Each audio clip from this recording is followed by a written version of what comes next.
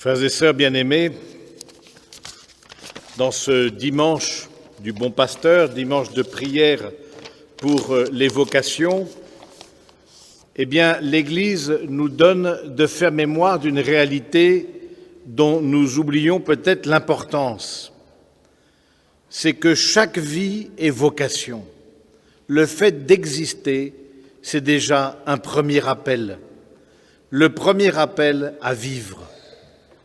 Et on le voit bien dans le livre du Deutéronome, au chapitre 30, comment le Seigneur met devant nous la malédiction ou la bénédiction, la mort ou la vie, et il nous dit « choisis la vie ».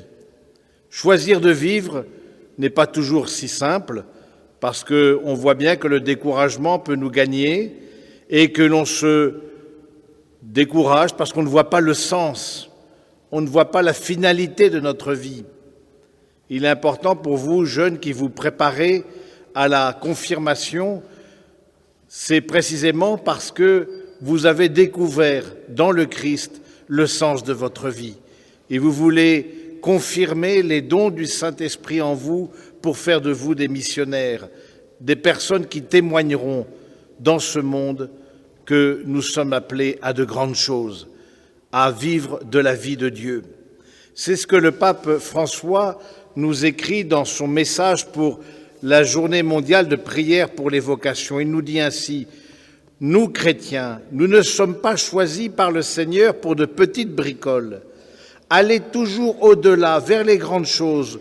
Jouez votre vie pour de grands idéaux. » Lorsqu'on est jeune, on a de grands idéaux.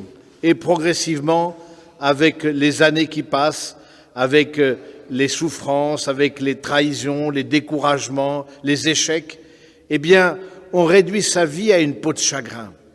Comme il est important d'abord pour vous, jeunes, que vous écoutiez la parole du Seigneur, que vous preniez conscience que vous êtes gravés dans les paumes de ses mains, que vous preniez conscience que dans votre cœur, il y a de grands désirs. Autorisez-vous de grands désirs, autorisez-vous de grands idéaux. Peut-être avez-vous vu ce film, Un monde meilleur, et le film commence par une salle de classe dans laquelle le professeur de lettres, dit « Qui d'entre vous veut changer le monde ?» Et il s'agit de CM2, équivalent CM2 à peu près.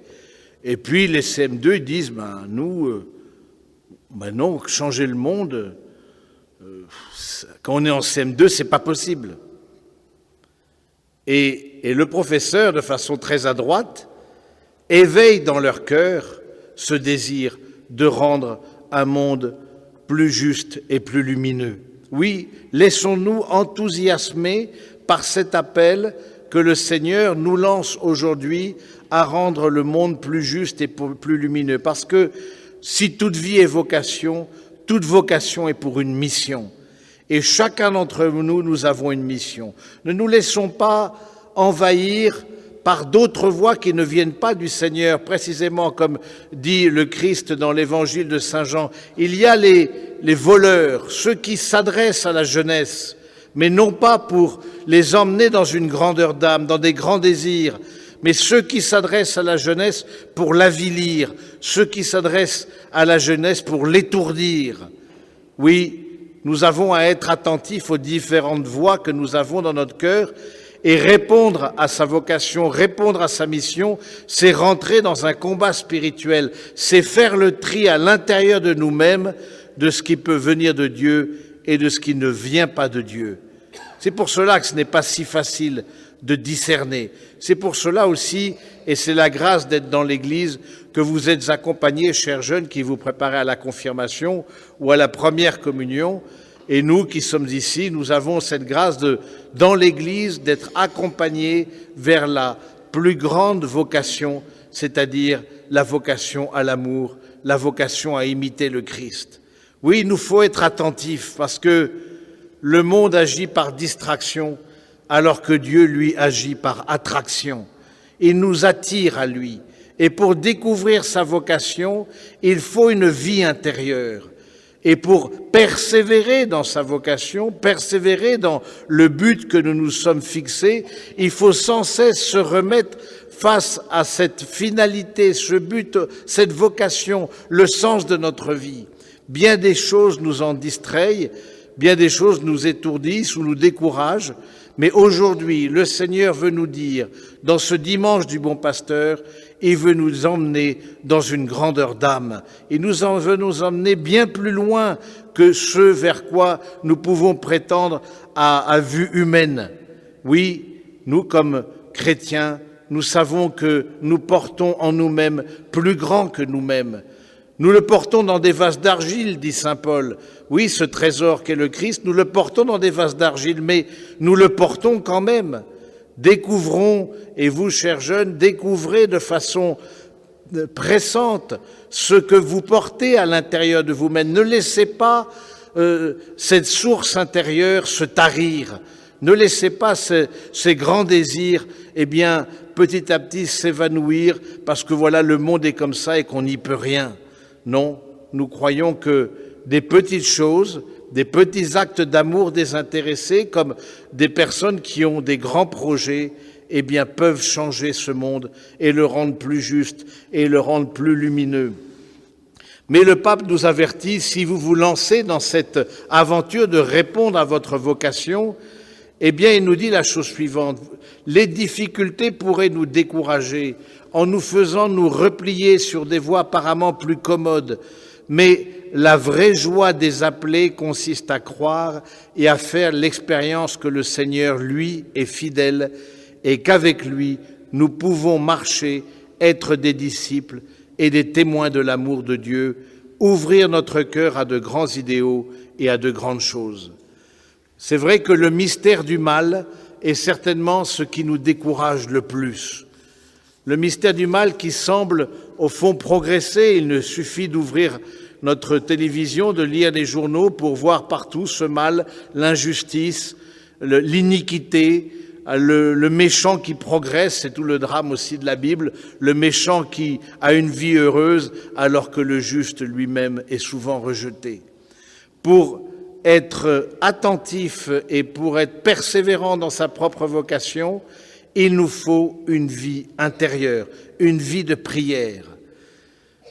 Lorsqu'on a dépouillé les archives de Robert Schuman après sa mort, on a trouvé un petit mot d'un de ses adversaires, parce que vous imaginez, créer l'Europe après la guerre et en particulier l'amitié franco-allemande n'était pas simple, et il avait beaucoup de détracteurs, beaucoup de personnes qui s'opposaient à lui et le traitaient même de personnes non patriotiques. Et un de ses adversaires écrivait, il a retrouvé ce mot, « Contre Schuman, on ne peut rien, il prie ». Et c'est vrai que la prière est le secret de la réponse à notre vocation. Mais parmi ces vocations, s'il en est des vocations d'hommes politiques, comme on le voit à travers Robert Schuman, ou d'hommes professionnels, des personnes là où nous sommes, croyons que nous pouvons changer le monde, il y a aussi des vocations qui se consacrent totalement au Seigneur. Et c'est important aussi que vous, chers jeunes, vous vous posiez la question: à quoi le Seigneur m'appelle, et est-ce que le Seigneur ne m'appelle pas à me consacrer exclusivement à lui?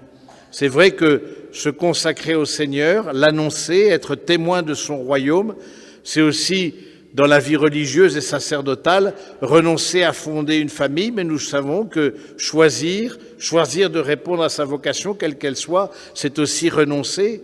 Et comment est-ce qu'on découvre qu'on est appelé précisément à suivre le Christ dans cette vie sacerdotale et religieuse? Comment est-ce qu'on le découvre?